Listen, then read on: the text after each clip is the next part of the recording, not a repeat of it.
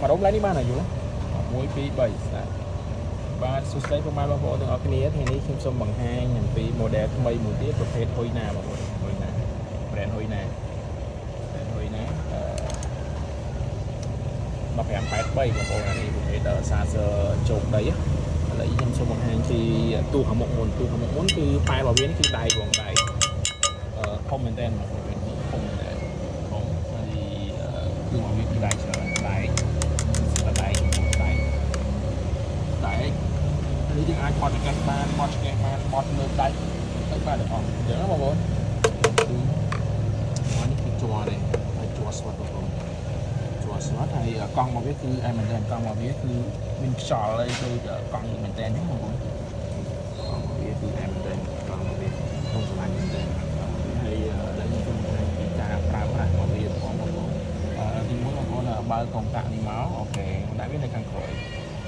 អូខេដល់កុងតាក់ទៅមកបងមាននេះជាមួយ control remote នេះអូខេហើយខាងក្រោយនេះទៅមុខអូខេមកក្រោយខ្លាំងមែនតើទៅមុខទៅក្រោយខ្លាំងមែនតើអូខេហើយសំឡេងគឺយើងបិទបើកបានបងសំឡេងនេះគឺយើងបិទបើកបានអូខេហើយភ្លើងសម្រាប់ភ្លើងវានេះគឺពេលដែលយើងបើកបានវាភ្លឺណាបងប្អូនភ្លើងលើភ្លើងនេះ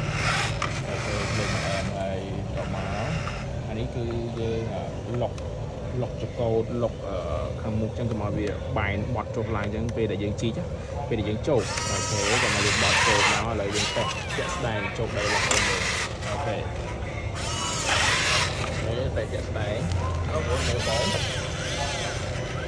ខេយើងតម្លាក់ដៃចូលនេះវាតម្លាក់ដៃចូលយើងបត់យើងតម្លាក់ដៃដល់មកអូខេ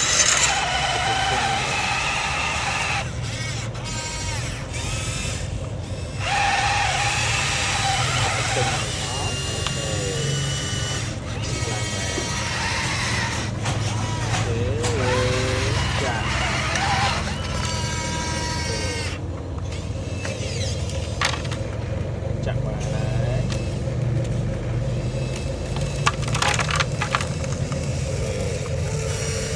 ហើយដៃឡើងលើវិញប